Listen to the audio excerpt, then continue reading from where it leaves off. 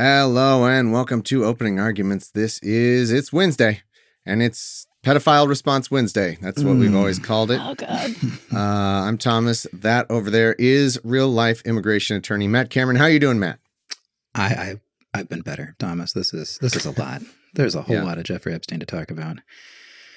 Ooh, yeah. It's a lot it's of important. other people. Yeah, a lot of other people, more importantly. That's right. And joining us is Lydia. How you doing? I am also doing okay. I don't know. And I think what's even more disgusting is this is half of what is supposed to be out. Yeah. I'm sure we'll get into it. First question before we even get going. Yeah. What even is this in terms of amount? Do we know? Can we know? Great question. Yeah. No, I mean, AOC has come out and said that there's quite a lot more that we need to be aware that this is just, again, another drop. I mean, this is 3 million pages and thousands of videos, as we'll talk about shortly, some very ill-conceived stuff, but not all of it was supposed to have been out. And it's, as we've been talking about over the last couple of episodes, when we're talking about Epstein, the redaction almost seems random sometimes, and it certainly wasn't what it was supposed to be. So, this is late, it's bad, it's not enough, but there is a lot of stuff. And lazy, yeah, of course. Mm-hmm. But, we'll get into what's actually in here. I'm happy to be talking to everybody about it. I think it's important. I think people need to know. Again, 3 million pages. Have not had time to read at least 1 million of them. Yeah. Well, did the full 3 million actually come out, or was that what he's saying there was? And then I thought he said that's right, half of that. Then they pulled it. Yes. So if you then they pulled it. Yeah. Right, there's several things. Yeah. If you actually downloaded the initial release, which I did not, and I had other things to do this weekend initially, but you ended up downloading child sex abuse material. The Department of Justice was distributing underage minors. Yeah. So I saw that, and this is like turning something awful into something awful minus 0.01%. But I thought I saw that it was not confirmed if it was actually underage people just appeared like they could have been, but that's the last thing I saw the New York Times said. I don't know if they there's a chance at least that there was, but at the very least there's a lot of stuff in there that shouldn't have been that we'll talk about. For sure. Yeah. But that's scary. I was just imagining how I feel like the next amazing Trump justice system move, Trump DOJ move, would be if they start prosecuting people for having what they released in the Epstein Files. But you're just I'm expecting that'll be the next thing. For some reason, who knows? That's their way of having everybody have something to be arrested for potentially, just waiting. And they can be see, we're prosecuting based off of this. We are very tough on child sex abuse here in the Trump DOJ. We're proving it. Honestly. Oh boy. So there's infinite to talk about, and it's not fun. Yeah. So it's just we got to do it. Necessary. I have truly saved myself for this because I keep seeing, because here's the problem. And this was a problem even before AI, and I'm not even sure if AI made this particular thing worse, but people are just posting fake stuff on this all the time. Yeah. They're just posting fake things. There's also the problem of there is stuff that is actually in there, but is obviously just some crank wrote an email saying, I heard, George Bush Sr. raped somebody or whatever. And it's all kinds of outlets are publishing that stuff as though here's just revealed in the Epstein Files. And it's this is an absolute mess. And as much as I hate the media these days, this is actually something that we do need actual media institutions for. You should, everybody out there should be really careful about sharing any Epstein file, anything, without it being from a real source, because it's, and there's so much. The problem is there's so much too, because there's millions of files. Yeah. It's very believable for it to be wow, just uncovered this, because there will be stuff. It's going to take forever for people to go through all of that. But I think you should rely on actual sources. And that's why I'm relying on Matt to have actually. So we're only going to be talking about stuff that's actually in the files and not a fake Photoshop from some Facebook page that's trying to get clicks. I think it's also important to think about the consumption of this stuff and who is framing it as entertainment versus who is framing it as news. Because people, we absolutely have a right to know this stuff, but think about how you're consuming it. Are you consuming it in a way where it's salacious and, like your clicks are giving somebody money or something like that? Like just be mindful of that, because I think it's really, really easy to start dehumanizing everybody who's been involved in decades of abuse for the random person's entertainment. So those are some things that have been sitting with me. That's really important. I mean, this is not salacious. This is not fun. This is not. I mean, it's important, as you said. It's not entertaining. And I'm going to really be centering the people most affected today when we start out with this, because I want to really show that there is some stuff in here. There's a famous quote from Anthony Bourdain about Henry Kissinger. Do you know that one? Where he said that if you've ever been to Cambodia, he said that just for the rest of your life, you're just going to want to strangle Henry Kissinger to death with your bare hands. And that's how I feel after reviewing some of the things I'm going to show you today about some of these men. To be honest, I'm not a violent person. This is not a death threat. I'm just saying. And still about Henry Kissinger, too. Yes. In the grave. Yeah. Coincidentally. Yeah. But yeah, no, these men, I mean, this is, it's just, I don't even have words for how disgusting it is to actually see. It's one thing to have Virginia Giuffre write a book and then take her own life, and that's horrific. But some of the things we're seeing here were never meant to be seen by anybody. And I'm going to show you some things that, again, we don't know who wrote the things I'm going to show you. But I think people need to see it. And it hasn't been reported enough. Things were actually written at the time by some of these people. So, yeah, no, there's a lot here. It's heavy stuff. Obviously, a huge trigger warning for pretty much everything we're going to talk about. More than usual on this stuff. So, if you have been anywhere near this stuff yourself, you might want to skip this one. But it does need to be understood, because there are so many powerful people caught up in this at this point. So many more even than we expected, I think.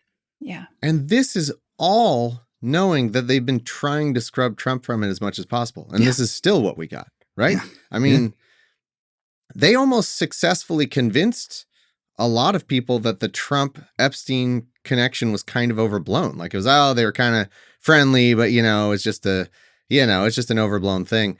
And then, and like, I was almost kind of convinced of that a few years ago when it was like, it just, we didn't have access to a lot of stuff. And it was like, yeah, okay, I'm sure there's bad stuff going on, but maybe there won't be anything like crazy, like maybe it won't be super intensely crazy. But then once Trump, I don't know, a year ago, once he started really resisting this in a serious way, I was like, okay, never mind. There's definitely, there would be no reason for him to be like that.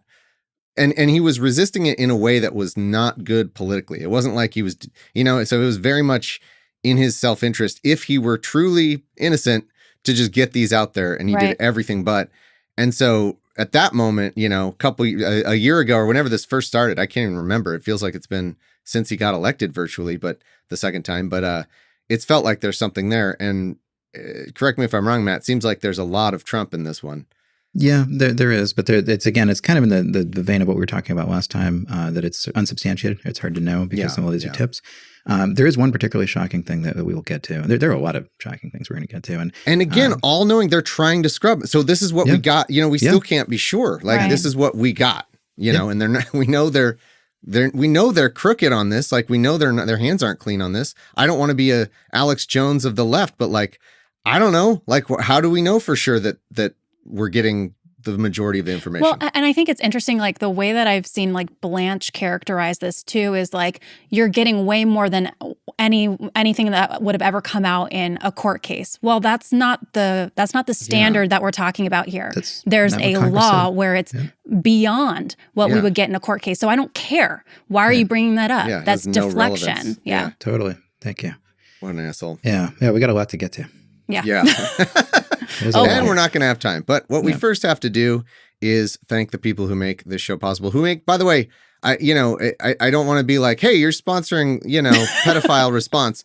But for real, your support allows us, and particularly Matt, the time to be able to go through this stuff and dig through for the good information, like trustworthy information on this, because it's not easy. You can't just share what you're seeing online without uncritically. You can't do it.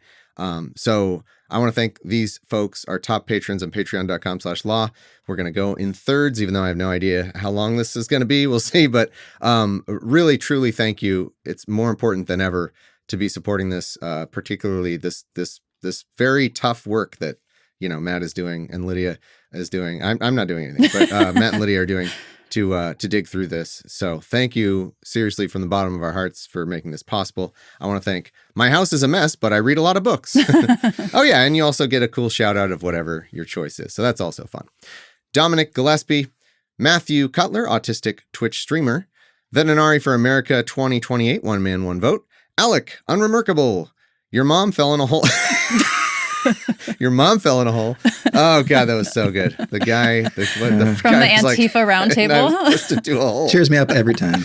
God, whatever rapid response that was. If this is too much of a downer, and it will be, go watch that afterward. Yeah, it's pretty fun. Amina, Donna Treadaway, mother of Harridans, protect trans kids and document everything with ICE. Will want exhibits for the show trials. Yes. Hell yeah. Show trial? Isn't that that's like a derogatory? Am I wrong? Isn't that a derogatory term for a trial? That's like saying for the kangaroo court, isn't it? Like it's a real trial. I agree with everything else except it's a real trial. Give us real trial. Put them on TV, it's fine. Unless I'm wrong. Maybe I'm wrong. Yeah. Mike Lipinski. Satan sees Natasha. Good one. Like it. Cyanitis. Normalized bidirectional spooning. Fourth Circuit attorney reluctantly changing her font. Apprentice of adventure. Charlie Kelly, attorney at Bird Law. I thought you were going to thank Charlie Kirk for a second. I was like, From the what? It was because I had seen Bird, like my eyes flashed, so I was like, Charlie Curd. But so it wasn't Charlie Kirk, but maybe there was some part of my brain that was doing that. I don't know. Charlie Kelly, attorney at Bird Law, probably a real person, and Nick Fish. Okay, very important. Thank you so much to our patrons, and we'll take a quick break, and then we'll dig in to our amuse douche. Fake out, amuse douche first, but it is related, right? It is, unfortunately. Okay, well, we'll take a break and then we'll amuse douchely. We'll douche amusedly. All right, Matt. Here's our famously coined by you amuse douche. Fantastic terminology. What is it this time? Today's douche du jour is fan favorite Todd Blanche. We never, I have to say, every time we bring up Todd Blanche's name, of course, he's now the Deputy Attorney General, second in command at the Department of Justice. And we, of course, only knew him, and fans knew him, as Trump's defense attorney in the People v. Trump case, which we spent a very long time with Liz Skeen breaking down, never knowing that this man would have so much power. He is one of the few people I'm confused about still. I don't know why he did this. Like the other guy who's now a judge seems like an evil Nosferatu person. Oh, Emil Bove seems like, he's just a piece of shit. You know, Stephen Miller's a piece of shit. Lots of people are a piece of shit. Other people, like the guy who made Melania's movie, apparently were in the Epstein Files. So it's like, I get that. You know, like there's all kinds of reasons people... I don't understand Todd Blanche. He seems like a normal enough guy. Like, are we going to find out there's something weird with him? Or is this all opportunism? Do people care that much about money? I don't know. Like it's the things he's having to do, debase himself defending pedophiles. It's like, what are you doing? But okay, sorry, go ahead. Well, and I do want to I do want to remind everybody of the very long video we did with Liz of Todd Blanche interviewing Ghislaine Maxwell, going down and pretending that there was some new information that he could get out of her, and well after her conviction. He is very much a company man. He's doing everything he's supposed to do as Trump's, top dog here. So let's just hear a bit of Todd Blanche talking about, why it's maybe not so bad to hang out with Jeffrey Epstein. Oh, God, here we go. Some of the people we saw on camera at the rallies. Is there any chance that any of these individuals who partied with Epstein and engaged in, relations with minors will be prosecuted? Wow. Any chance? I'll never say no, and we will always investigate any evidence of misconduct. But as you know, it is not a crime to party with Mr. Epstein, and so as horrible as it's not a crime to email with Mr. Epstein. And some of these men may have done horrible things, and if we have evidence, indeed, the Beastie Boys fought for our right to party. that allows us to prosecute them, you better believe we will. But it's also the kind of thing that the American people need to understand, that it isn't a crime to party with Mr. Epstein. It isn't a crime to have... Didn't look like that's all that was going on some of those photos. I mean, if the photos could speak, some of them look pretty bad. That's right. And unfortunately, photos can't speak. And so we need witnesses and we need evidence. Are there videotapes that you all have? Or well, some of the people we saw on camera... Clip ends there. I guess we won't find out the answer to that question. Now, the press release from the DOJ, he's not going to say it on camera. It says... quote, this systematic review revealed no incriminating, quote, client list. There was also no credible evidence found that Epstein blackmailed prominent individuals as part of his actions. Yeah. We did not uncover evidence that could predicate an investigation against uncharged third parties. So that sounds like a no to me. That's a different... So Matt, I think, covered a long time ago, who knows when this was, that like it's kind of a red herring to look for the quote unquote Epstein list, right? Oh, like that yeah. was kind of a Sure. So does it feel like maybe an intentional thing on I almost said Beauvais, what's his name? Blanche's Blanche. part. An intentional thing on Blanche's part to kind of redirect to that, because that is like the one part of this that is kind of, I won't say it's a myth, but it's like not really substantiated that you know, that so oh, no list, everybody. Yeah, okay, no list, but holy shit, look at everything else. Like, I can give you a list after looking through just what I looked through. Right. And you just need to make a list by typing in the names of all the people that there's bad stuff on. Exactly. And centering again the victims here, one of the lawyers for a number of victims said the recent documents only confirm what the victims have been saying all along. The absence of a formal client list is not the same thing as proof that no third parties participated. Well, there you go. Yep. I don't read this stuff ahead of time, so yeah, I no, just it's okay. didn't know they said that. No, absolutely. I handle AV here. I really do nothing. But no, that was the point I was making. Like, yeah, exactly. I think that's an intentional misdirect there. Yeah. It is. And just, I mean, yes, it's not a crime to quote unquote party with Mr. Epstein, but you know what kind of parties he's having. And also, somebody suggested that should be the new slogan of the Republican Party for 2029. It's not a crime to party with Mr. Epstein. Oh my God. Because so many of them have. Yeah. But and like, honestly, Matt, you're the lawyer. Like, it could be.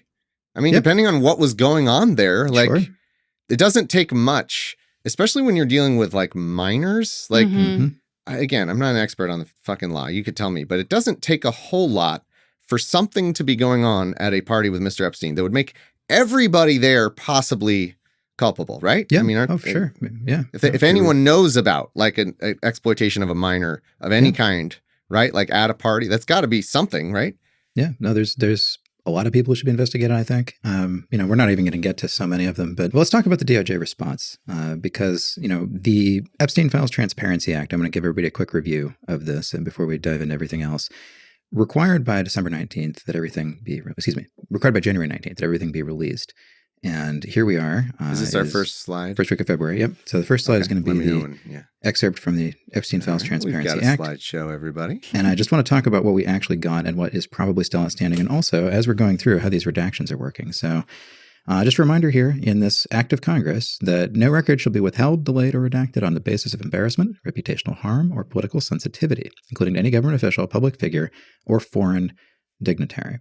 Now, of course, the AG can withhold or redact anything involving victims, and that's we want that. And of course, that didn't happen to the degree it should have.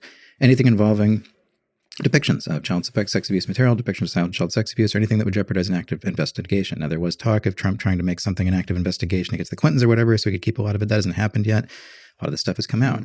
But just wanted people to keep this in mind, that they can't just withhold things because they want to. But the problem is that the U.S. Attorney for the Southern District of New York is Jay Clayton, who was previously under Trump the SEC chair, and who worked very closely with Leon Black, who I want to talk about for a little while when we get to it.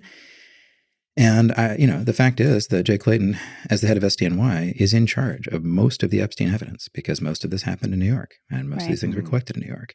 And there are serious questions at this point because 40 names were accidentally or whatever disclosed. I mean, they 40 names came out that shouldn't have come out just from this release alone. Dozens of images. They were in something that wasn't redacted properly. Yeah. And remember last time, and this time you're going to see it as well, they redacted the names of the U.S. attorneys who were involved in the plea deal, right? I mean, that's talk about embarrassing information. Look, I did see, and I'm pretty sure this is a real thing, a pretty gross email, and the name of that emailer was redacted, and it's not a victim. Yep. And right away, already, that's violating this law. I'm looking here. This is, I'm not Supreme Court Justice Antonin Scalia, but I feel like reading these words is pretty clear. So the only redactions we should be seeing are victims, right? That's the only thing by the law, right? Yep, that's right. Doesn't matter if it would be embarrassing. It doesn't matter. Yep. This is that. So anything that's redacted that's not a victim is essentially, I wouldn't call it a crime, or would you? Like, it's against the law. It's against this law, right? Yep. And it should be enforced. Like, you may have to actually sue to enforce it. There might have to be court action to get more of this out. And even in the very small sampling we're going to see today, there's all kinds of redactions that don't make a lot of sense, except they're just trying to protect people. And it's disgusting. But I do want to actually, just to call back to what Todd Blanche said, I'm not going to completely agree with him, but I do want to say that just because your name is in the Epstein files, just to remind everybody, doesn't mean that you were an associate or that you knew what was going on or anything else. There are a lot of people, even there are like press clippings in here, right? There are people that have absolutely nothing to do with anything. There are people that are arranging, scheduling with him for different things, or different people are working with other people. Thomas Smith is in the Epstein Files. Just wanted to point that out. Just had some fun searching for all of our names. Oh. It is actually a different Thomas Smith. I'm not breaking that on this show. Well, it could have almost not been because, Michael Marshall, I thought he was doing that thing where he was saying that someone named Michael Marshall was in, but no, he was actually in there because he contributed to the article against Lawrence Krauss because he witnessed Lawrence Krauss do something weird. So, and Lawrence Krauss was drafting his response with Epstein to that article. So Epstein helped Lawrence Krauss draft a response to being outed for being gross by our friend Michael Marshall. Yep. So it's not impossible that I could have been in there, honestly, because I did, an episode on that around the time, but I don't think I was on his radar. Wait, did I have him on the show though? Yeah, you did. Mm-hmm. Oh shit! You had him on the show, and it was like I was so proud, and then all this stuff happened, and I was like, "Oh well, jeez, that's been a while." So I could have been Matt. Yeah, good point. I mean, being quote unquote in the files could mean that Epstein was talking about someone he hated. Like it could be, your name could be in there for any number of reasons. I also know that with scientists, now this doesn't apply to Lawrence Krauss, but I know he did try to cozy up to lots of scientists who. There's different levels of maybe when someone might have known that Epstein was a creep, but certainly it's going to be a case by, I think it's really case by the case. I think if you see someone's name was in there, I really think that, I think especially when you're dealing with something this gross, I think you probably owe it to the just general due process principle of, fairness of life to check, to not be instantly assigning someone to be literally the worst thing, like a child predator, essentially, because they're mentioned in the files. I think it's worth verifying and then calling them a child predator. I will say though, because we've gotten so many comments from people who have been outed through this release that are like, I regret my relationship, I disavow, blah blah blah blah blah. They didn't say that any time before. They had plenty of opportunity to say that. If you truly meant that, why wouldn't you have, gone out in front, knowing that even after the act was passed, it could have been as late as that, knowing that all of this stuff is going to come out. Why wouldn't you? You only do it now when your name shows up in a search engine. And I find that a little concerning and disingenuous in terms of their apologies on that end. No, for sure. And then there's people like Howard Lutnick who, really tried to say, well, I thought he was weird. I saw a massage table, there's something going on. And then, of course, it comes out now in this dump that 2018, he's in touch with him, scheduling lunch or whatever. It's just, and everybody knew. Oh, I don't know. That's what's sort this? Of the Treasury Secretary, Howard Lutnick, is one of the people. So he tried to say prior to this that he was like, oh, I was blowing this whistle on this. And it turns out he was full of shit. Yep, still in touch with him, and there's a number of people like that, and but you do have to kind of put in layers of culpability, right? Because there are definitely people. He had a private jet, and he would just give people rides, right? And if you're going to get a free ride in a private jet home, sure, why not? You don't know who this guy is, but there are definitely people that have tried to say they don't know him that well, that knew him pretty well, were in touch all the time, and we talked about some of those. We'll talk about some more of them, but before we talk about any of these men, I want to just show you something that has broken my heart, and I want to take you through a little bit. Well, actually, before we do that, let's just look at the next slide very quickly. We've got it up here. Sure. Just to for the legal point here about DOJ's attempts to comply with the Epstein Act. This is in relation to a civil suit. This letter was on the 2nd of February, was put into the court in a civil suit. And they're detailing, this is from Jay Clayton from SDNY, detailing their efforts to work all through the weekend. This is when it became known that there was a lot of stuff in there that shouldn't have been in there. So they're saying they took down nearly all of those materials specifically identified by victims or counsel. They actually still have a tip line, basically, if you find something you don't think is supposed to be in there. Other documents identified independently. So I just wanted to point out the problem with trying to tell you about what has just come out is that we don't have a complete picture. When we were doing these before, people would copy in and make a very easily searchable database on Pinpoint and other sites. And that has not really happened yet. So we've had to use the actual Department of Justice, what they call now the Epstein Library, the worst library that you're ever going to visit. And so that is a lot harder to do because it's a government website. It's not as agile as something like Pinpoint, where you can search for person, between date ranges and everything else. It's a big mess to try to search. I have to imagine people are hesitant to make that when there might be actual child sex abuse material. So maybe that's been a real problem. Yeah, there's a lot of interesting Reddit threads about this, about the efforts. People have had to, they put up BitTorrents, right? And then they had to take it all down because they realized, who knows what I might be streaming right now. Oh, God. Yeah, it's dangerous. So I'm, this is all kind of early. We're probably going to return to some of this because there's so much in here. But I definitely some things that I've found. Some of this is known and has been talked about. Some of it I haven't seen it anywhere else. But the next thing I want to show you is something that I haven't really seen anywhere else. And I think it's a journal. I don't think we know who took this journal. I don't think we want to know. We don't need to know. So this is a screenshot. Yep. And these are clippings. And this girl, I have no doubt that she was a girl, did the kind of, she's doing this art for herself. She's also keeping a journal, and she's keeping a journal in code. There's like a sort of a code you can decode pretty quickly. Someone has decoded it. And I'm not going to go too much through in detail here, but you can see on the screen here this sort of collection of clips, Lydia, if you want to read what it says. It's like a ransom note. Yeah, ladies' man, terrible guy with a gift for giving girls in a world of wealth and privilege. This is about power and control, the special roles to fulfill. Your voice has no power, and no matter where you are, nothing gives you the power to be heard. No voice, tragic childhood, tracker. This is the beginning of, and there's quite a lot here. We can link to it separately, and you should actually maybe open it just for a minute and flip through. But the things in here, that there's some really powerful stuff in this. You can see the way she crosses out some words and writes in other things. Right. And really, it's. I don't understand this. So what? So someone do we know who this is or what? No, and I don't think we want to. Right, so we're assuming it's a victim then, right? And it's so definitely it's a evidence. victim. Yeah. How would we think this is in evidence? Is it like he had it, or is it like it was collected? Submitted as part of. Yeah, it was submitted, I think, as part of the case? Witness investigations. Okay. Yeah. Oh, okay. And you can look at the next page. There's an allegation. I don't consider this to be an the- allegation. Yeah, the next. Okay. About Leon Black. So this is, you can see the code here that she's using. Oh, I see. And then someone has transcribed the code so you can see what it says. Oh, on the right. So on the right is Yeah. what it means. Yeah. And again, trigger warning. Walk down Madison Avenue to 71st Street. I can zoom into that part. My mother has lost her fucking mind, even though Ghislaine said it was best to take me home because Mr. Black is so important for some reason over my health. There is going to be hell to pay. I ruined their trip, and I am dramatic when that fat fuck bit me. He threw me on the floor and blood all over Jeffrey's carpet, and I am the issue. Who the fuck bites someone? Sick. No one is that important, and Leon can go fuck himself. I hate New York. What the fuck is happening here? This is Leon Black. So this is a very, very important person in the story we haven't talked about yet. Leon Black is one of the people who made Jeffrey Epstein who he was. And there are multiple very serious allegations. And I don't consider this an allegation. This is true. Obviously, she wrote it down in her journal as it was happening. No, she didn't think anybody was going to read this. And, you can see on the left. Do we have a date on this? No, I don't think we have. Yeah.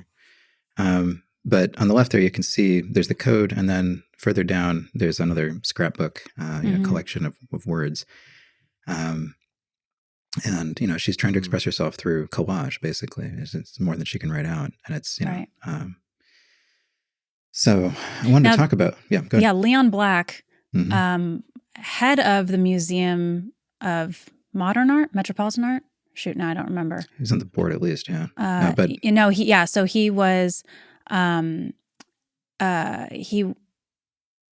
Museum of Modern Art. And he was the chairman of the board in 2018. So he was elected chairman of the board in 2018. He then resigned in 2021 when it was discovered how much money he had given Epstein that he insists was just from, financial advice and philanthropy and ties related to that. And then there was also sexual misconduct allegations separately from Epstein to individuals that were pursuing like lawsuits against him. And I think one of the things that we found out from this dump is that it wasn't, clearly was not just business dealings. Like Leon Black paid $600,000, I think, to one of the victims. Oh, more. And paid that we know about, I thought. Right. But, yeah. Well, and also paid some of the assistants of Jeffrey Epstein. So millions of dollars, like basically paying for these different services, no doubt. I've just stuck in another slide on the next one about Leon Black as well. So we could talk about it, but yeah. Do we have any idea what my mother has lost her fucking mind means? No, Does that there's mean not a lot of she was context, but knowledgeable of yeah, it, no, or- I think My yeah. mother has lost her fucking mind, even though Ghislaine said it was best to take me home because Mr. Black is so important for some reason over my health. Yeah, Ghislaine said it's best to take me home. So instead of to the hospital, maybe, or something, or to the, or there's going to be hell to pay. I ruined their trip, and I'm me on the floor of blood. Wow. Yeah, I mean, and this is that's yeah. wow. I don't know what their mom had to do with it, but that's potentially very dark.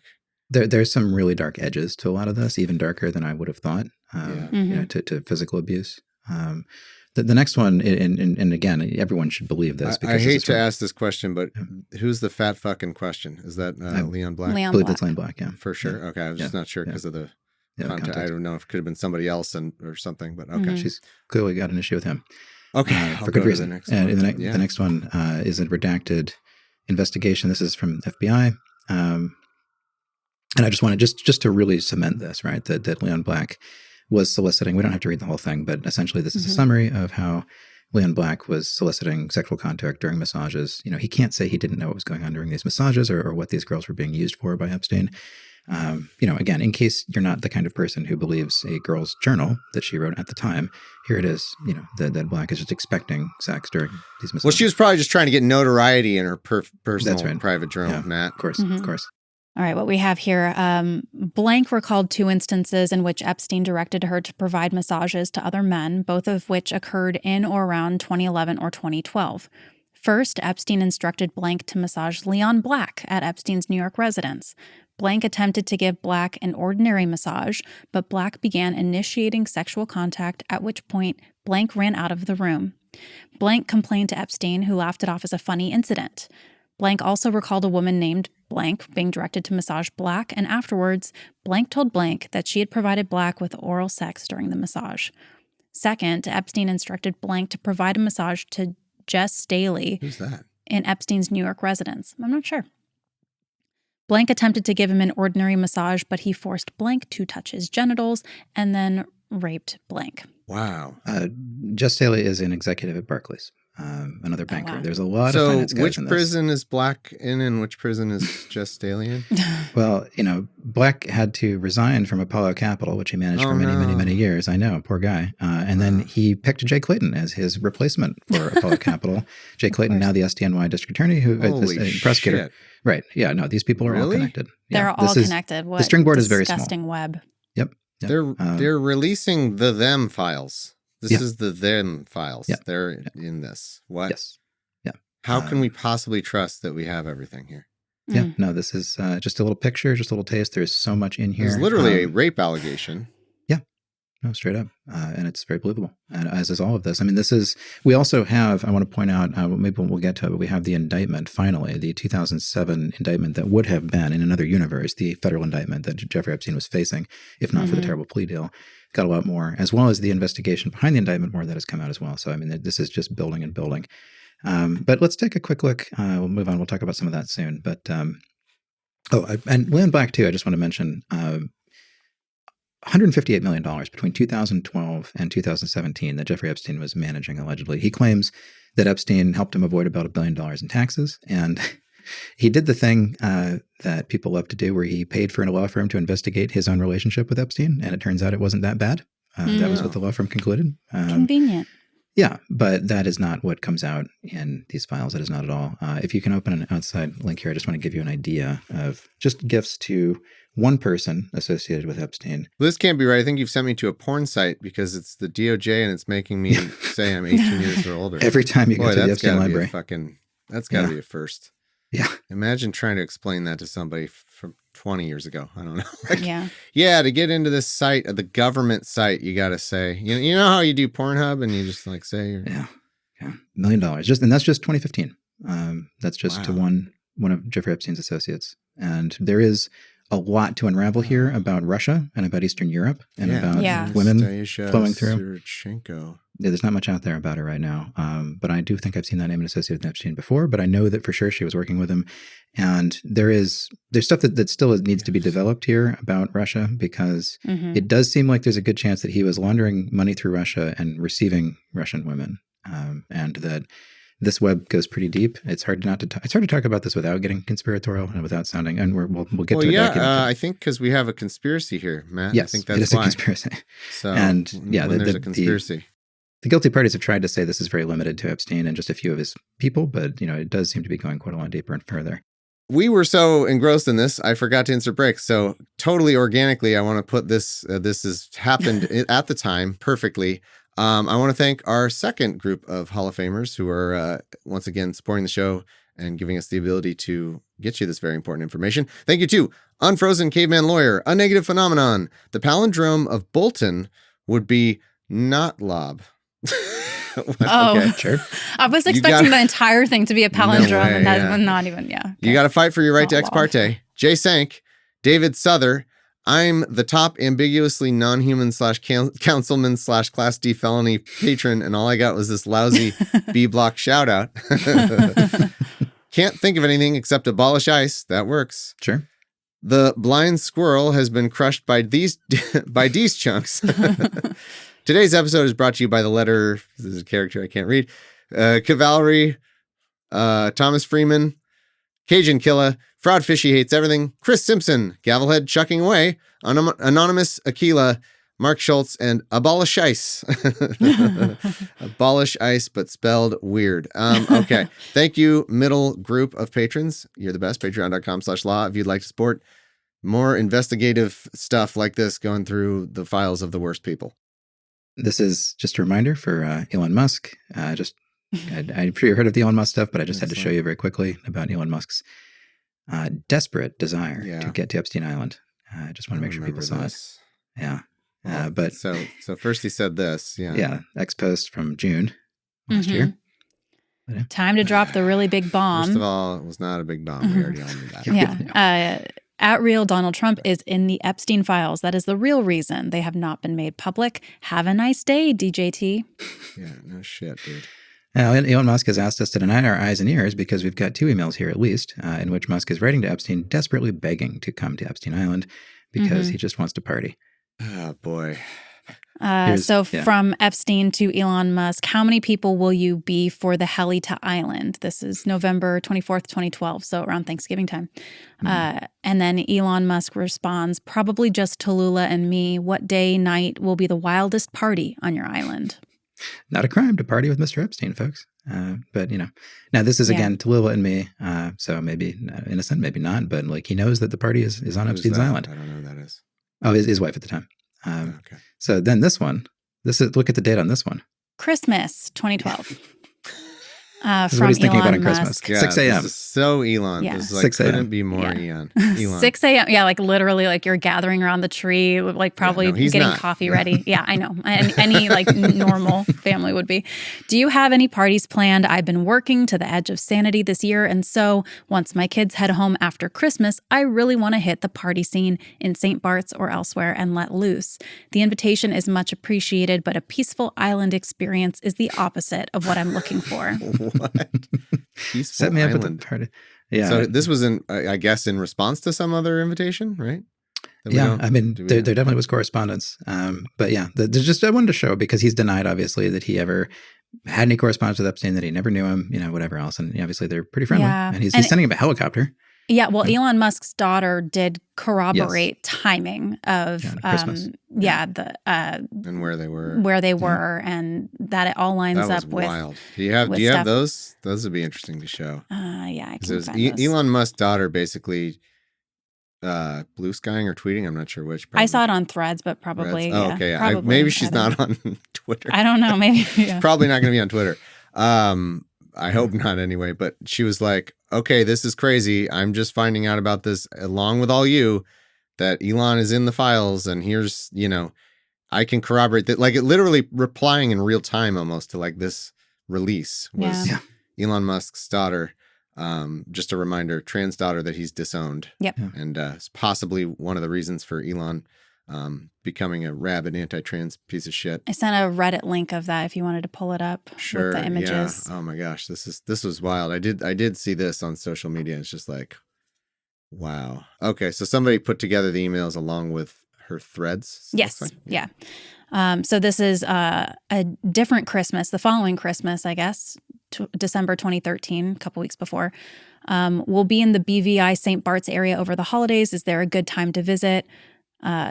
And then Jeffrey Epstein says, I will send heli for you. And he also says, sorry for all the typos, which I think, is that the only time we've had Epstein apologize for his stuff? And then Elon Musk's daughter here, you can see in the threads, there was this boat ride from St. Vincent to St. Bart's. I remember from when I was little, we used to visit around the holidays. I remember the sea being so dark at night.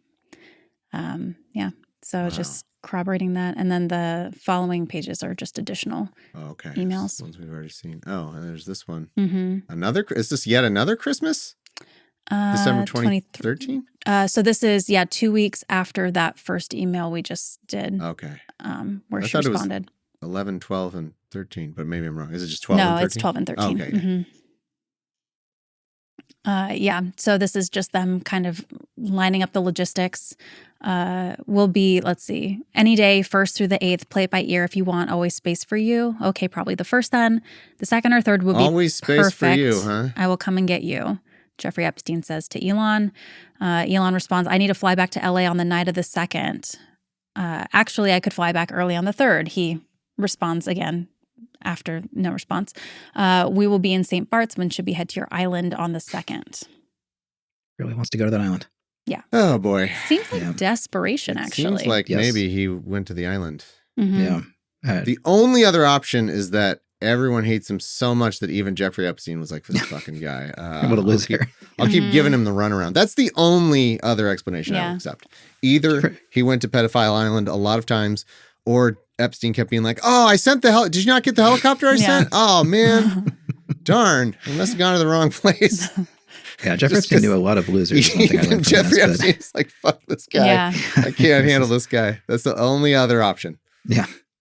All right. So I've got some kind of creepy ones. Things we may never know. Now we're going to get to the creepy ones. Sorry. These have all been totally chill and cool. Right. So we've got this next one is super creepy. There's a couple of these that we don't know the context. This goes in the category, and I've kind of seen people mentioning this. I've been waiting to see what you made of it and what you verified, Matt. But I mean, there's people theorizing about, Jeffrey Epstein being responsible for like people being killed, and this is under that category. And there are allegations. I mean, certainly, I don't know. I mean, I can't defame the dead, but who knows? But just the way that they're talking in this email is just so. I don't know. Yeah. So this is June 30th, 2014, approximately 3 p.m. from Redacted. Of course. Likely not a person. victim. Nope. This is probably somebody that shouldn't have been redacted. Inappropriate. Should not be redacted. I give you permission to kill him. He is apparently with blank. He lied to you and he lied to me. And then Jeffrey Epstein responds, whoops. I don't know why. And then he says, no one will lie to you and get away with it from me. No one. Whoops is correct. Oh, I guess whoops that he killed him, I guess. So there's a number of emails, at least this is what I saw. And again, I'm waiting for Matt to verify this kind of stuff. But he seems to reply whoops after people died a number of times. Oh, I searched I did not see that. There's like 400 whoopses. And 400? Yeah. Okay. I mean, there's lots of reasons to use it. I don't know why he just uses it all the time, but Mary Kennedy, one of the Kennedys dies. That's whoops. Oh, wow. Weird. Just really weird. She took her life. Well, the one that's the RFK Jr.'s wife. That one? I think, yes. The darkest. That's one of the darkest things. That's right. Yeah. I am really disturbed by that. That's scary. The thing about this is like, again, we on the, not only on the left, but on the side of skepticism, verifying things, institutions to some degree, not wanting to spread false information. Mm-hmm. It gets to the point where even we are like, what the fuck is happening here? Like the worst version of the RFK Jr.'s wife stuff that is possible, completely possible, and not even like in a anything's possible sense, like just consistent with these facts, is really ugly. I mean, she committed suicide, or it's ruled a suicide, but there's reports that like her hands were inside the noose that she like on her neck, and like I don't like, it's just stuff where it's like I don't know what to make of all this. I don't know, and him saying whoops after that, like why would you say? I actually don't know what the innocent explanation for that is, other than him This is a realistic possibility if Epstein was just trying to make it seem like he was doing stuff. Like I could imagine him, if he's a serial liar, or if he's like I can imagine him wanting to appear more powerful and sinister than he is to certain people, and just trying to like give the impression that he's responsible for things he's not. Like that's like the best case explanation, and it's possible. People, when you're dealing with a fucking lying pedophile, like you got to be careful not to take his words as true only when you want to.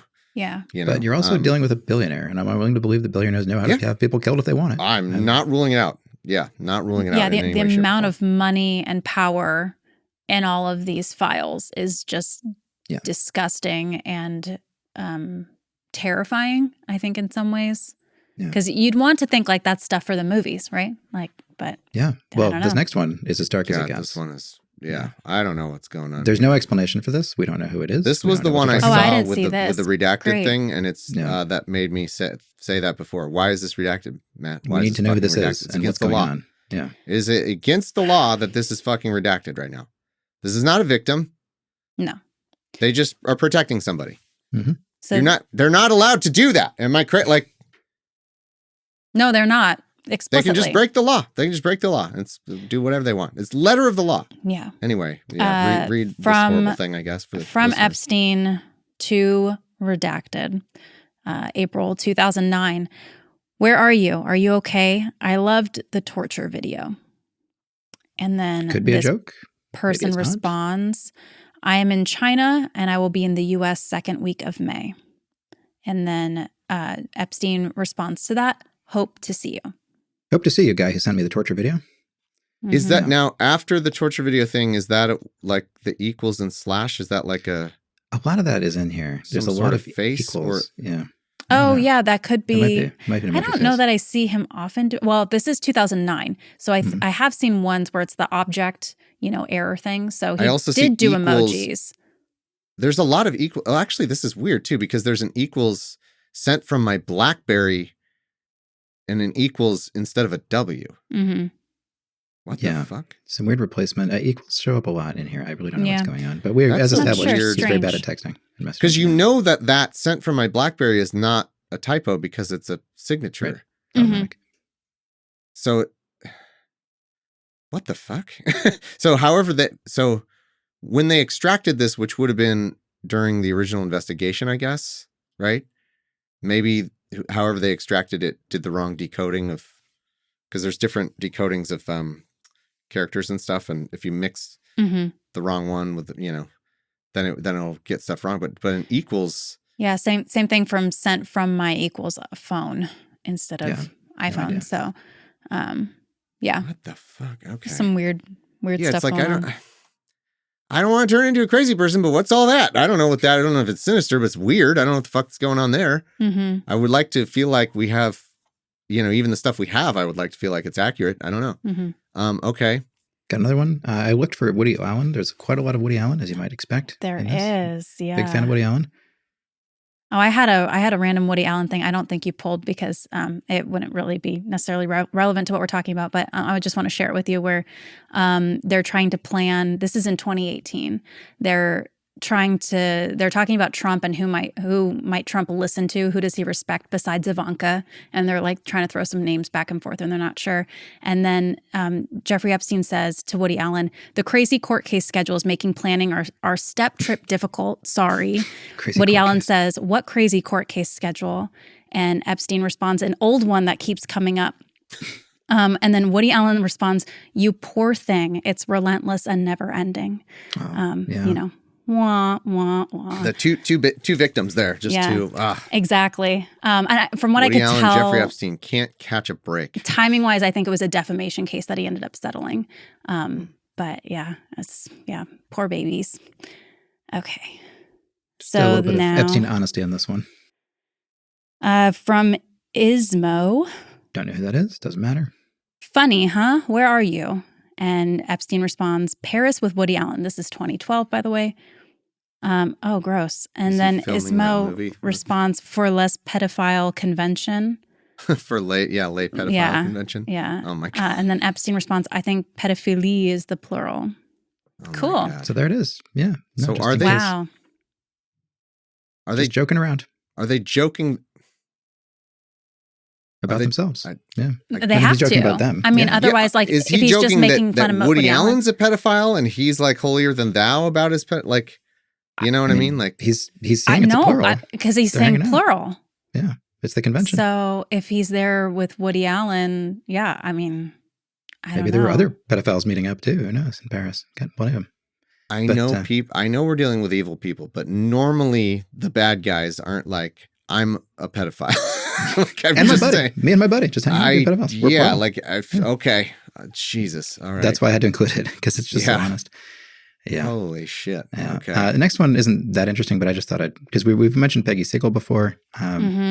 I know, what do you want to talk about her again? Who was that? I feel like so PR, like really huge in New York scene, put together huge parties, was really, really, really important for a long time. If anyone listens over at Gabble Gabble, Brianna Butler Coslow used to work for her, for Peggy Siegel. She's the person with Katie Case that then worked for the agency group with Melissa Nathan, who also worked for Epstein. We found out in this dump as well. Of course.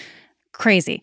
So Peggy Siegel, just wanted to know, if you guys watched the Epstein stuff that we've covered before, we have talked about her and she continues to show up.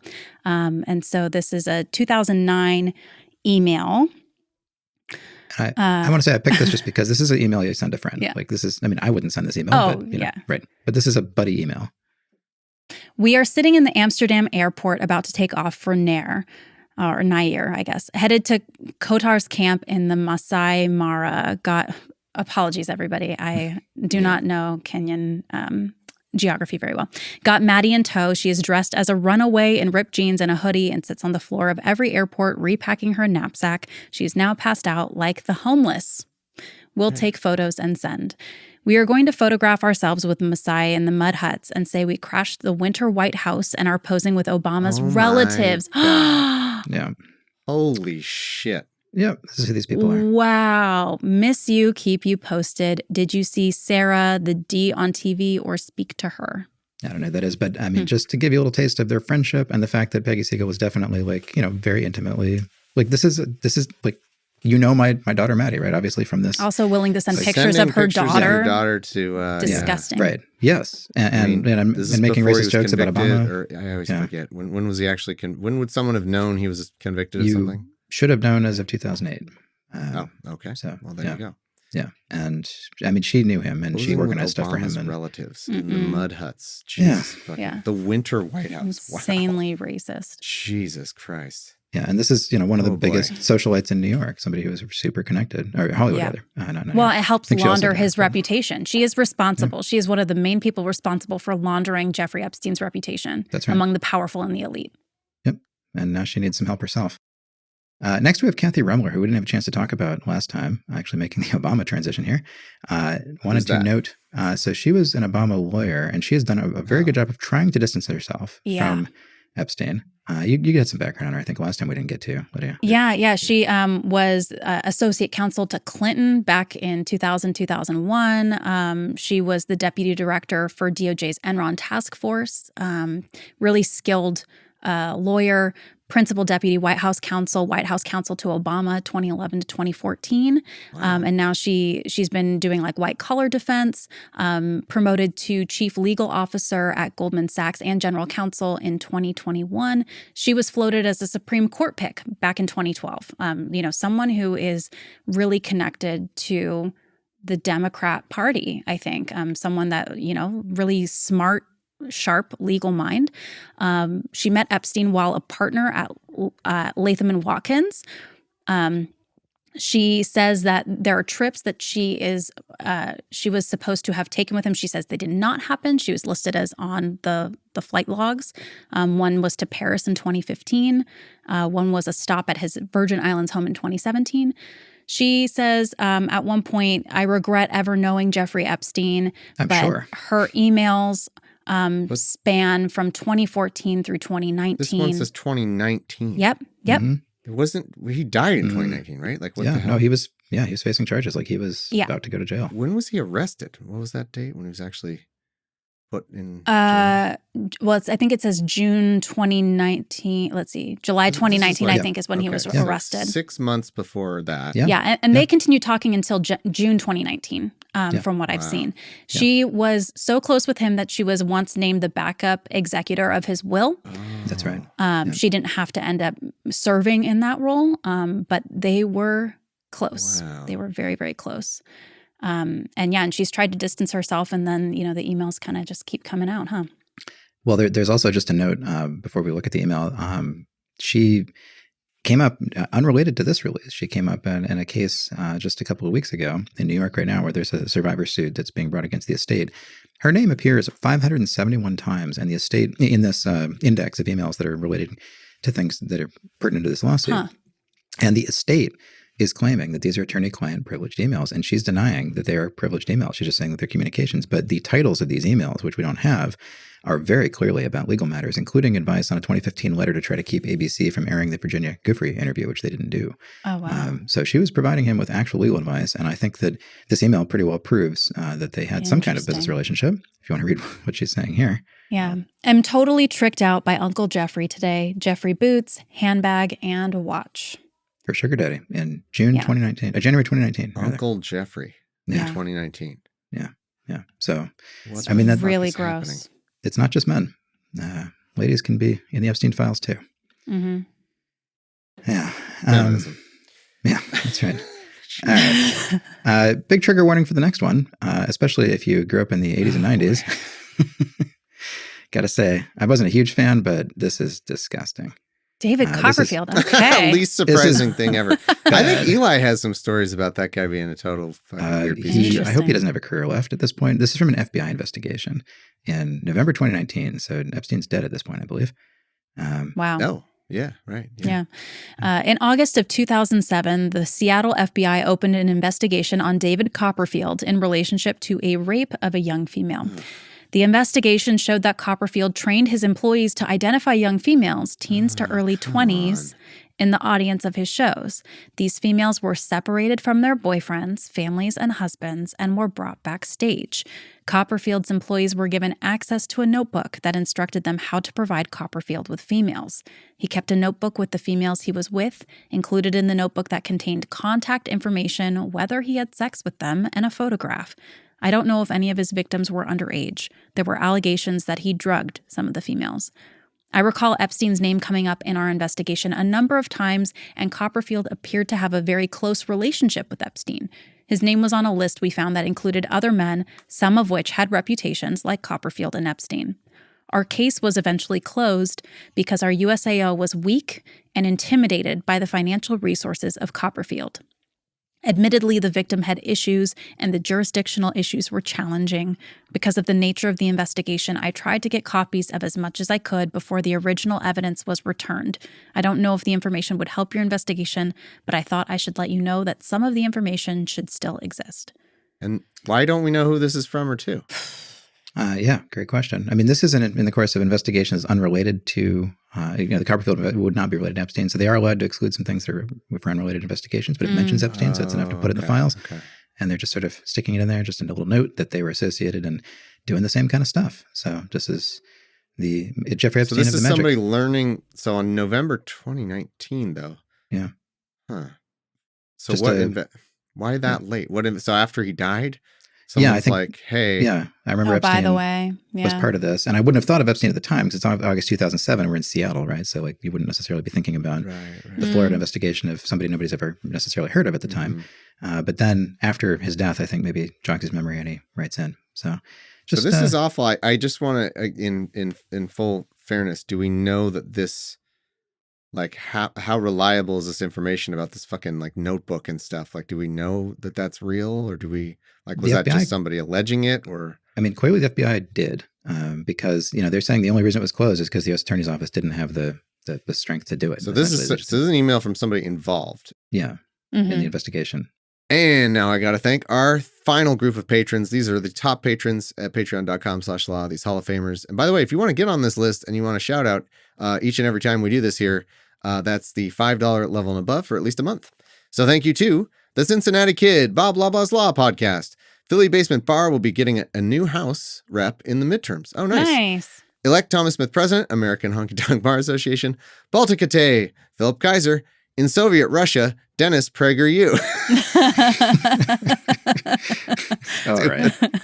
I love that. Someone already watched No Safe Spaces and listened to the GAM. Yeah. Yeah.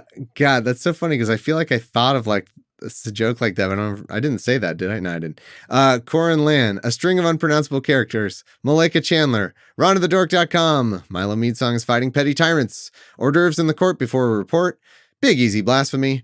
Chris Waltrip, Fred Grithius, Sam Denau, Classic Libtard, and Mitchell, our patron champion. Thanks so much, patrons, for making this happen. You guys are the best. All right. Well, next thing, it looks like we've got our old pal Dershowitz back. Among others. This is quite a document. Now, again, this is just a level up from, we looked at some of the tips last time. I will note there were a bunch of tips about Donald Trump that were removed from this dump and just are not there anymore. If somebody did capture copies, we can take a quick look. But the tips, as we talked about last time, are not all that reliable. They're just people who can just call in or fill out a form. Right. Yeah. But this is an actual interview with the FBI with a confidential human source. That's CHS. And so this is a CHS reporting document, and there's some interesting facts that the CHS is passing along. And I don't know what to make. We're not going to read all of them. I just wanted to highlight a few things here. As we go, you can see the information here about Dershowitz, though, in the middle paragraph. Harvard Law professor Alan Dershowitz. CHS learned that Dershowitz influenced many students from wealthy families. For example, Josh Kushner and Jared Kushner were both his students. Dershowitz told CHS that if he were young again, he would be holding a stun gun as an Israeli intelligence Mossad agent. Joke's on you. They don't use stun guns. They just kill people. Dream big, Alan. CHS believed Dershowitz was co-opted by Mossad and subscribed to their mission. CHS still continues to communicate occasionally for Dershowitz. Sorry if I missed it. Sorry, what's CHS? Captioned confidential human source is what it says at the top. Gotcha. So the guy they're interviewing, whoever it is. This person has a lot of information, and it seems credible to me. But let's check out the next paragraph. Jeffrey Epstein was represented by Dershowitz. CHS remembered Dershowitz tell Alex Acosta, U.S. Attorney of Southern District of Florida at the time, that Epstein belonged to both U.S. and allied intelligence services. CHS shared phone calls between Dershowitz and Epstein during which he/she took notes. After these calls, Mossad would then call Dershowitz to debrief. Epstein was close to the former Prime Minister of Israel, Ehud Barak, and trained as a spy under him. Barak believed Netanyahu was a criminal. Correct. Saudi Arabia, Israel, and the United Arab Emirates are allied against Qatar, Turkey, Iran, and Syria. One of CHS's, who presumably worked blank, asked CHS a lot of questions about Epstein. CHS became convinced that Epstein was a co-opted Mossad agent. See previous reporting. Yeah. So, they're being shown notes of a phone call. We know that Epstein was close to Ehud Barak. There's a joke. We're not going to show the email here, but there is a jokey email between Barak and Epstein where he's like, you're not going to tell anybody in Mossad, right? Smiley face. And like, it's just, that kind of stuff. It keeps going on the next page, but there's, again, I'm not sure what to think about a lot of this, but it is more credible because it seems like it was investigated a lot more than the usual tip.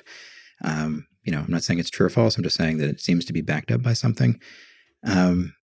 So there's some information. We don't have to read all this now, but there's some information about how Russia was co-opting the Trump presidency, how Jared Kushner was a lot more influential than they might have realized, helping to move Russian money around. And, CHS at the bottom paragraph there believe that there's a real collusion story here. And again, I don't know what this person's agenda is or, what's really going on, but that Kushner's the real brains. And in the first term, it certainly seemed like Kushner was responsible for quite a lot. Yeah. We're not seeing him as much now.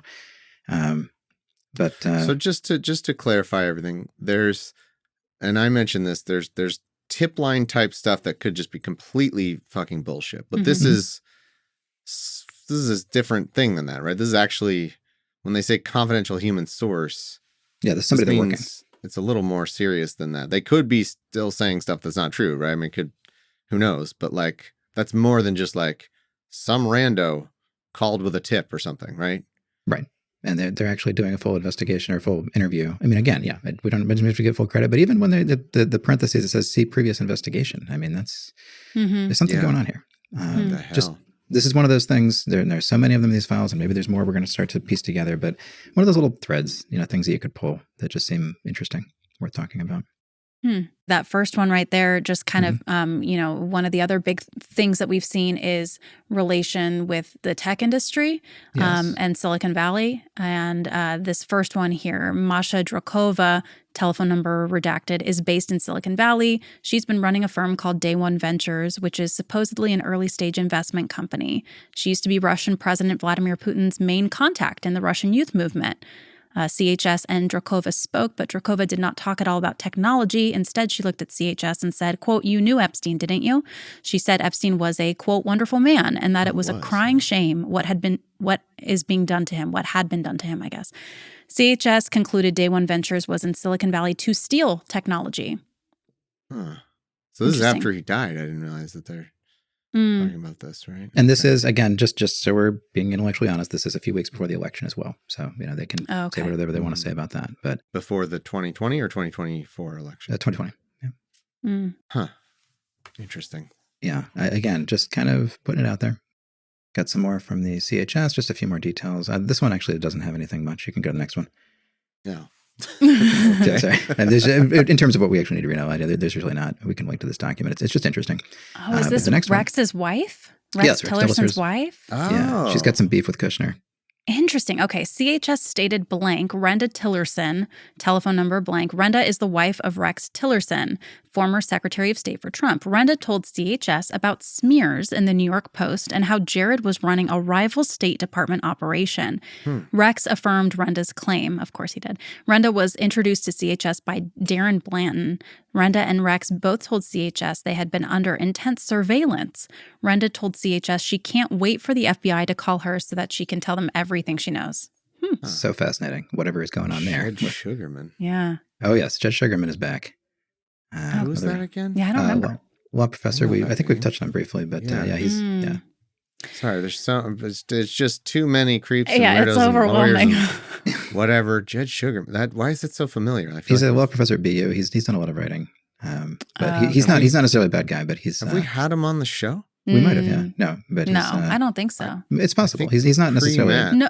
Oh, really? I think so. I think it's possible. I Yeah, that name is really sticking out to me. Well, interesting. According to him, Judge Sugarman and Whitney Webb, Leon Black owns the mercenary firm formerly known as Blackwater, now Constellus, which has been accused of being involved in several arms and human trafficking scandals. Black is also the CEO of Apollo. New York Times noted that Black, quote, inexplicably stood by Jeffrey Epstein, recently giving him $50 million. Apollo also lent the Kushners $184 million while Kushner was facing his 666 Fifth Avenue disaster. Yeah, 2020, 08409, Judge Sugarman on Trump's unfaithful execution of the oath. Oh, wow. 2020. Wow. I mean, he is a credible source for this kind of stuff. And I forgot to mention that Leon Black also is a major owner of Blackwater. It's just to have one more nexus of evil in there. Yeah. Yeah. Wow. So according to Judge Sugarman, Leon Black. Okay. So it's not like he did anything wrong in here. It's just like referencing him. No, just like he's involved with this and is sticking by Epstein. And here's all this the money. page is especially full of like very verifiable stuff. I mean, Rex Tillerson and his wife, and a law professor. Whitney Webb's a journalist. Elliot Brody is another person that Michael Cohen was doing some work for, if I remember correctly. The next one. Yeah, recently pled to charges related to money laundering, unregistered lobbying for the UAE. Brody previously paid a former Playboy model over $1 million to stay quiet about an affair he had with her. Brody allegedly successfully lobbied to increase U.S. sanctions on the government of Qatar. CHS advised since Brody was purportedly the largest fundraiser for Trump supporting the 2016 presidential election, he apparently used his access to Trump to lobby. Joel Mowbray, telephone number blank, has been in Brody's inner circle. CHS believed Mowbray was an unregistered lobbyist. Mowbray was one of the, quote, shiftiest people CHS had ever encountered. Mowbray was a convert to Judaism. CHS stated Mowbray would flip on Brody because he's a, quote, flipper. Congressman Ed Royce was close to Brody and has been trying to do shady things. NFI. Not sure about that. Royce's wife may be a lobbyist who works with Brody. I want to note this because Elliot Brody was one of Michael Cohen's only 3 or 4 clients, you might remember, as a lawyer. Otherwise just a fixer. But one of the major things he did was negotiate this kind of a payoff the way that he did for Trump. So just interesting. This person has a wide range of interesting knowledge at the very least, right? Yeah. And then this final one is kind of an interesting point. CHS emphasized the importance for the FBI to investigate Gawker for its involvement in pushing Russian propaganda. Matt Mellon told CHS that after Gawker was destroyed, the Russian intelligence service started using Zero Hedge to influence U.S. people. No surprise there, if you know Zero Hedge. But yeah, just an interesting... I don't think know this Zero is Hedge. Weird about Gawker, though. Yeah, it is weird. Is that the one that Peter Thiel took out? Yeah, and with Hulk Hogan. Yeah, that's right. Which was a real weird, like, they were in the wrong, but also fuck Peter Thiel and Hulk Hogan, like, but they were, I never heard of them. No, I hadn't heard that either. But who knows? So they investigate Gawker for its involvement in pushing Russian propaganda. Who knows what the hell this is? And you know, the CHS could definitely have his own agenda. No question. Yeah, definitely does. I'm sure. Yeah. But that, you know, that's the thought that occurred to me as we were talking about this. Is like, look, we here on the show, and me particularly, like, obviously not a huge fan of police and all that. This would be a good reason to have competent FBI, right? I mean, competent FBI, competent U.S. attorneys, right? Competent people in DOJ. There are things that you want people like that for, you know, that you do want quote unquote cops for some stuff. And I think if we're going to, on one hand, talk about how horrible this stuff is, I think we should acknowledge that, hey, why don't we, for one, in 2028 or 9, whatever, you know, like 2029, Project 2029, I guess it would be, like, get rid of all the Trump idiots in some of these places, staff up with real people who are good and competent and who want to investigate actual disgusting stuff like this, like real investigators, you know, because we have nothing now. Like, so many people have left, and the people who remaining are probably just, for the most part, such Trump toady incompetent people. Like, you know, who knows how much. I feel like if you're a pedophile island type person right now, you're probably feeling pretty emboldened, you know, like, with how little resources they have. First of all their resources are going to try to cover up this. Right. Like, currently all DOJ resources is, hey, let's redact the right stuff for covering up for Trump and others, you know. So, like, they're busy. So that's going to be a time that's ripe to get away with stuff, because they just don't have the right people there. No, it's true. It's true. I've just sent you one more, a couple other things, but just one more thing before we go here. This is just with the Russian thing. This is Epstein writing to a Russian business person. We don't know exactly who it is. And this is another kind of creepy, weird email that shows the level of comfort he has with Russians and with Russian sex trafficking. All right, taking a look at that. Okay, so this is to some sort of Russian. Cyrillic, yeah. From Epstein. Attachments, image result for blank redacted model 600 by 400. Yeah, I think it's a headshot, maybe. It's going to be relevant in a minute here. Interesting. Okay, so it says, how are you? I need a favor. There is a Russian girl from Moscow, blank. She is attempting to blackmail a group of powerful businessmen in New York. Okay, you guys, if you're listening to this in audio, BIZNESSMAN in New York. It is bad for business for everyone involved. She arrived in New York Saturday of last week, staying at the Four Seasons on 57th Street. Suggestions? Here's her picture and where she's currently staying. Do you have any ideas about what to do with this Russian girl who's blackmailing powerful men? Writing to a Russian man. I don't... Wow. What are we supposed to think this is? I don't, and the fact that it's like, here, let me go to my contact for this kind of thing. Hey, that is need a favor. Strange. Yeah. Russian girl from Moscow, she's attempting to blackmail a group of it. It's bad for business for everyone involved. At the very least, this is go threaten her, but at the most, it's go hurt her. Suggestions? Yeah. What would the innocent explanation? Oh, by the way, here's where she's staying. Yeah. Wow. Okay. Yeah. This just is to give you a picture nuts, of man. Jeffrey Epstein's regular correspondence. And again, just for people who say that this was just limited to him and his friends and that he was just kind of, that this whole thing's been overblown. These little touches we're getting, these little basic things. And we can end very quickly just because I think a lot of people are going to be repeating the stuff they've heard about the Trump tips. And I just wanted to give you a look at the Trump tips. This is on Archive. Okay. They were backed up by someone, as a lot of stuff was. We don't have to read all these, but you can see all the stuff that's highlighted. These are all allegations involving Trump. They're disgusting. And I'm willing to believe that quite a few of these things are true. but we don't have to read them. But I just want to give you a taste because you'll probably hear people repeat some of these and say these things definitely happened, or that Trump is known to have done these things. There's and a lot of very salacious stuff in here. Yeah. And so I think that is a really easy thing for people to want to repeat.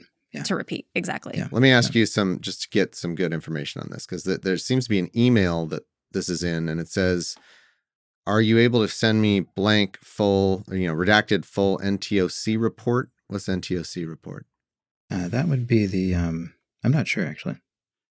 And I'm sorry. That email is from Special Agent Child Exploitation and Human Trafficking Task Force. Yeah. The FBI.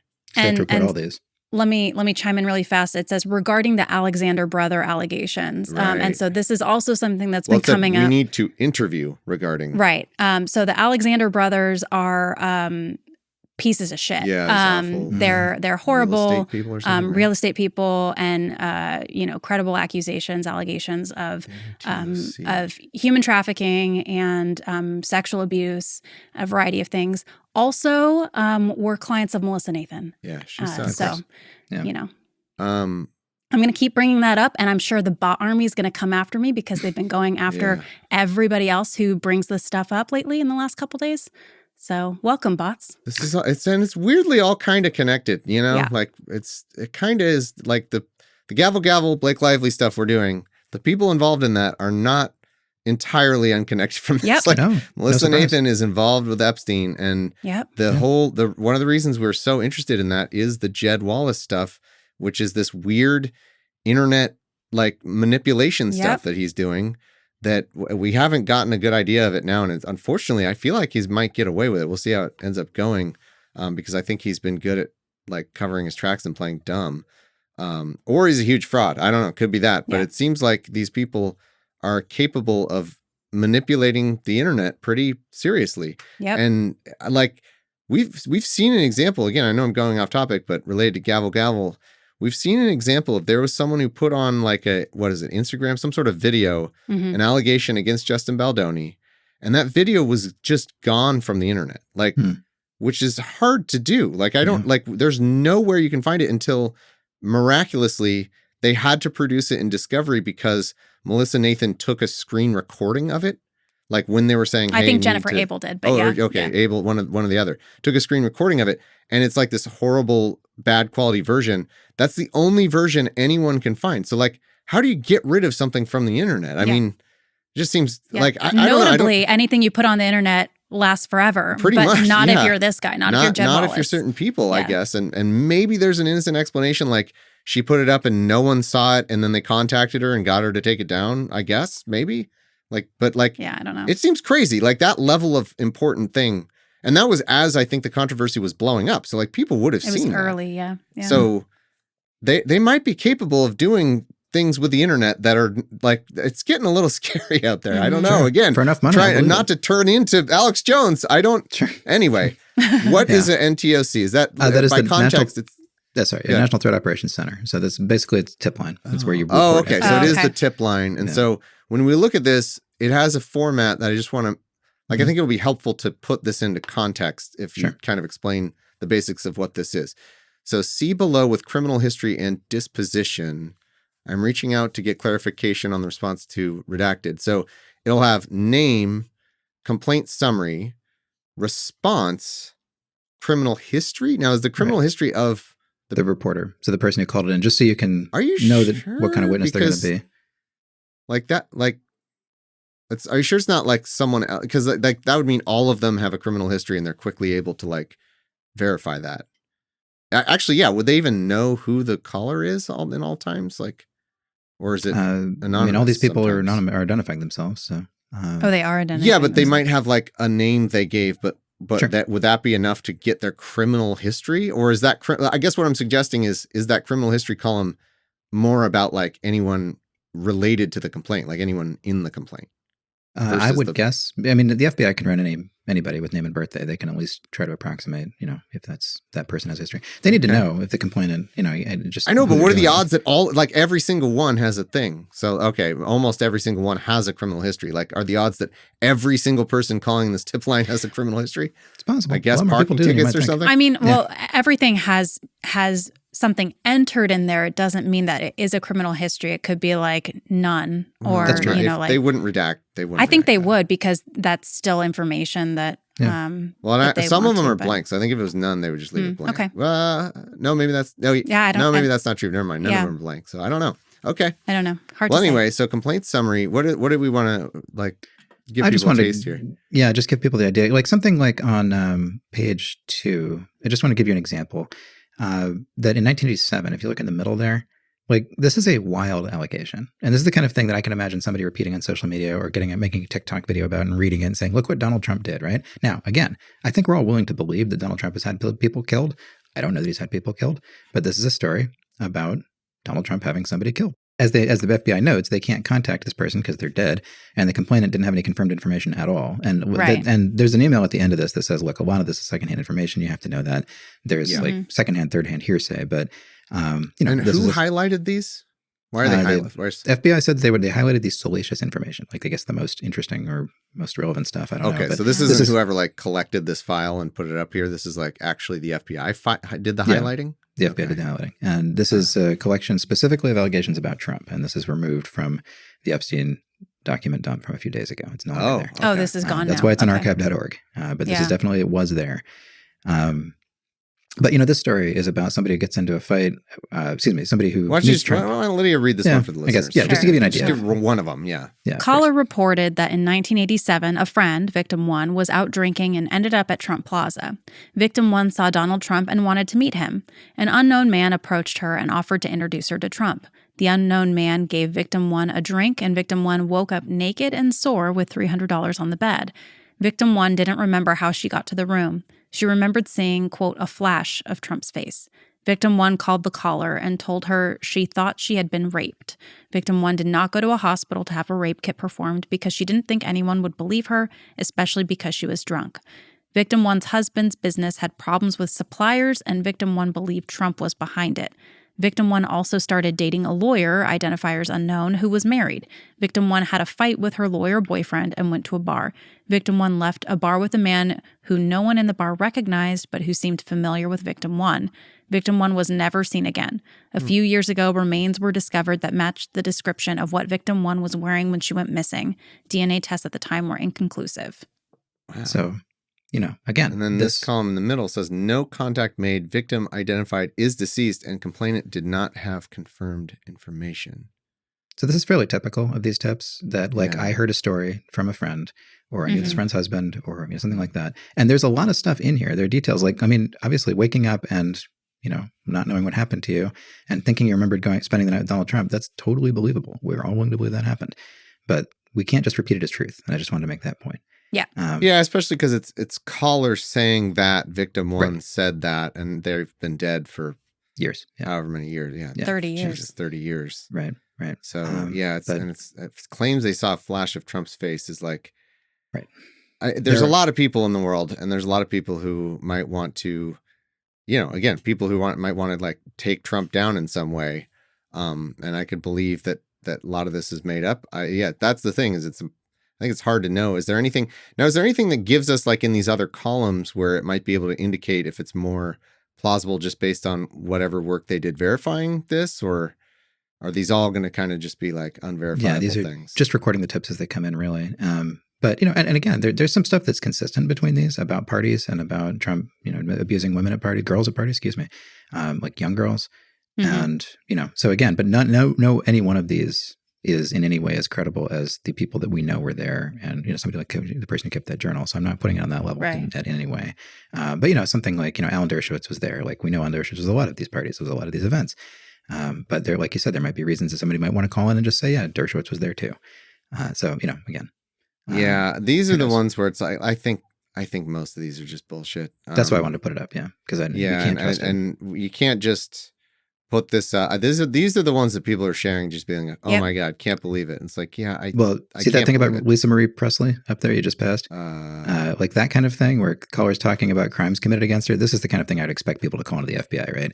Lisa Marie Presley, the British royal family, President Trump and Jeffrey Epstein, right? That's just like very vague. There's a lot of crazy people out there. There's a lot Yes. of people who want to be relevant and who are going to, report things using the names that are familiar to them and claiming that, so it's a lot of this is just, I think most of this is bullshit, honestly. Exactly. So don't share the TikTok video that's like, oh my God, look what's in the Epstein files until you know which part of the Epstein files it's in. Yeah. A lot of different components here as we're finding. So next time I want to talk more about the plea deal and about how we got to the point where, because we've gone over some of this before, we looked at some of the lawyer correspondence, but there is some more rocks to overturn. There's some more worms hiding here. Matt, are you saying last time when we put out the video last time, it was about how fucking shitty the plea deal thing was? We already knew it was bad. I believe I titled the video something like that. We already knew it was bad, and it was even worse based on worse. So you're saying we're getting a third degree of worse with this really file dump? Bad third degree worse. Oh yeah. my When we have God, one we need very to talk honest about U.S. this. attorney who is the only woman I believe on the team, who's pushing very hard. What are the odds? Pushing very hard to wonder why Alex Acosta isn't doing anything. And we have a previously undisclosed conflict of interest that is developed in here that is very, very bad. I don't want to wait for this, Matt. Yeah. I want this now. Well, we are out of time, unfortunately. We're gonna do more on this. This is really important. I mean, honestly, we could just cover this for a year, probably. Honestly, yeah. Maybe Millions we should. Of months. I mean, we might want to just start working through this stuff on a regular basis because it's really important. And geez, but that is quite a teaser, Matt, because once again, that was something that we highlighted that didn't get a whole lot of coverage. And I haven't seen, like, some of the stuff that you've showed us, I did see just like absorbed in the zeitgeist a little bit. Haven't seen anything about the deal. So I'm wondering if we're going to be kind of, with 3 million documents released, like there's going to be a lot missed by a lot of people, and I'm glad we're focusing on that. So yeah, it's going to be us and like local news, like basically specific to that area. They're all owned by Sinclair, and they won't care because we could spend right. No, it's we got to get independent media for a lot of this stuff. We could spend a long time talking about the owner of the New York Giants, but I don't care about that. I care about the lawyers, so that's what we're going to be coming back and talking about. Well, I do care about all the owners. we might touch on that later another time. It's knowing about more of these creeps, and there's memes where it was like NFC West is glad that no owner, like this division is like celebrating that none of their owners were in the Epstein files. Not yet. So, like fucking it's true. Yeah. Who knows? They could be in the worst part that they're not releasing. Ridiculous. Who knows? Okay. Well, Matt, Lydia, thanks so much. And we will be back at this probably tomorrow, and we'll get this stuff out as soon as we can. Yeah. This is important stuff. We'll see you then. All right, more soon. This has been Opening Arguments, produced by Thomas and Lydia Smith, with editing help from Peter Baird. The intro is by Thomas Smith. This outro is by Matt Cameron. Support the show at patreon.com/law. Contact us through Patreon or openarguments@gmail.com. Make sure to follow our Blue Sky @OpenArgs. But most of all, please share the show. Thanks for listening.